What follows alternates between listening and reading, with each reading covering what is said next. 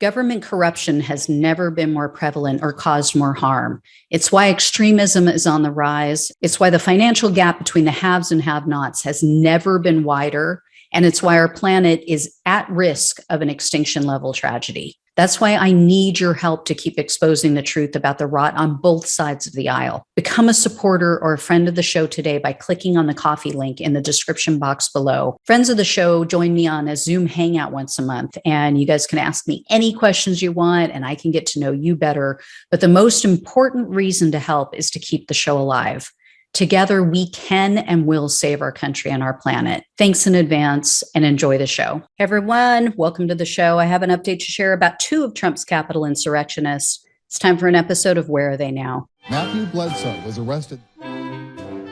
Patrick Montgomery was in court. Jonathan Manapa will stay in federal custody. No, I don't take responsibility at all.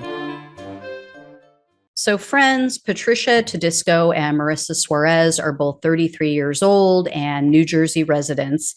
And as Trump's mob was forcing their way into the Capitol, Suarez was heard on a video saying, quote, "Oh, Trish, oh shit, yo, this is what they fucking wanted. This is what they fucking wanted. This is what they get." In another video, Suarez said, quote, "The cops are right there. The cops are right there." They were also seen entering and inside the Capitol and at times chanting, quote, "Our house," along with the rest of the mob.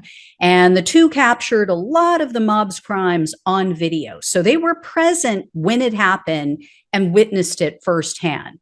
Now, what makes this more egregious in this case is the fact that Suarez was a corrections officer when she did all of this.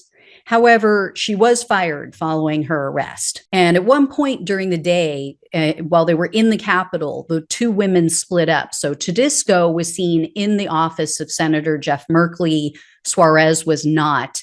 But Suarez was texting the details of her crimes on January 6th. In text to her contacts, she wrote, quote, "So we've stormed Capitol Hill, LOL.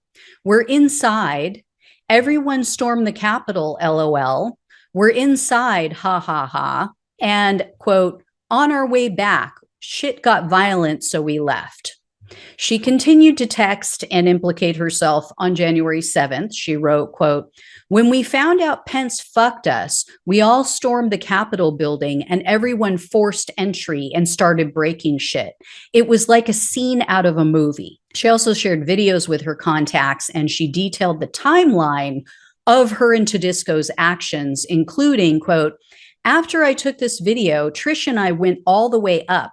We said, fuck it, and went to the front door." Then she said, quote, "Everyone forcing in," and quote, "After that video, the cops started tear gassing. Then they let us in again. And once we saw that they were letting us in without force, Trish and I went in." So they forced their way in, they stormed the Capitol, or they didn't. And then she texted things like, quote, "Shit was crazy inside. Everything was broken. People were flipping out."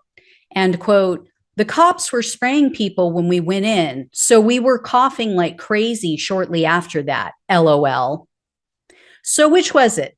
Were the cops letting you in without force? Were you forcing your way in? Did you storm the Capitol? I mean, if the cops are tear gassing people, it's not because they're welcoming you in, right? It's not a smoke machine. It's not a nightclub. And of course, you had the self-aggrandizing, "I'm the real hero in the story" text messages. Suarez wrote, quote, "This is one of the Antifa fucks we found, LOL. Of course, for some reason, Trish and I were around every time the crowd found one.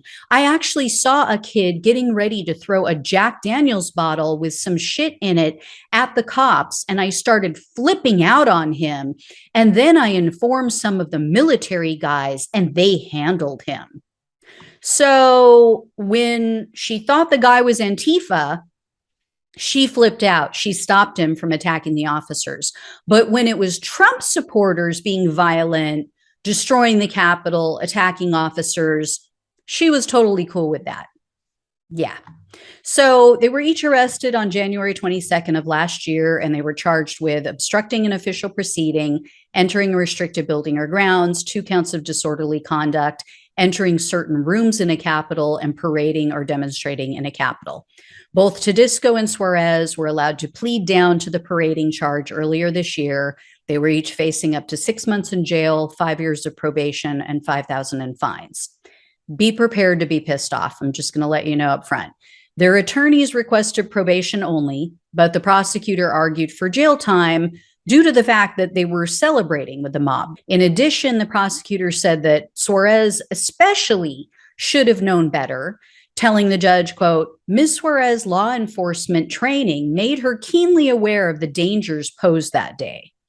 However, the government was still only asking for 14 days in jail, 3 years of probation, and 60 hours of community service. At the sentencing hearing, Suarez's attorney told the judge that not only did she lose her job, but, quote, it's unlikely she'll ever be able to work in law enforcement again.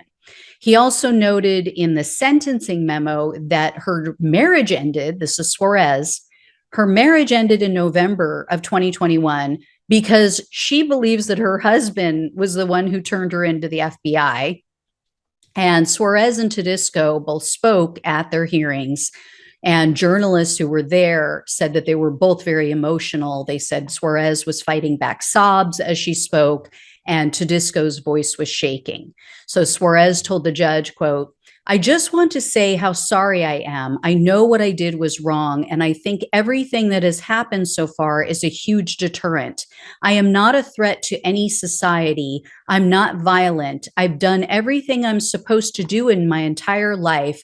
I've done right by everybody and everything. This was a huge hiccup that will never leave me, unfortunately. If I could pay a fine and make everything go away, I would. If I can pay a fine, wouldn't everybody just want to pay a fine and make everything go away? Yeah. Not if I need to spend time in jail to prove how sorry I am, I will. No. So Todisco expressed similar remorse. She said, quote, I just want to express again that I'm very remorseful. And like Ms. Suarez had said, this is just one hiccup that's never going to leave me. It's taken a toll mentally, and I've actually been to counseling as well to talk through this and become a better person, even though this does not reflect on me as a human being. So once again, me. And yes, it does reflect on you as a human being. I love that she made that statement about herself. The vast majority of these January 6th defendants are just completely and utterly self-absorbed and self-centered. It explains a lot.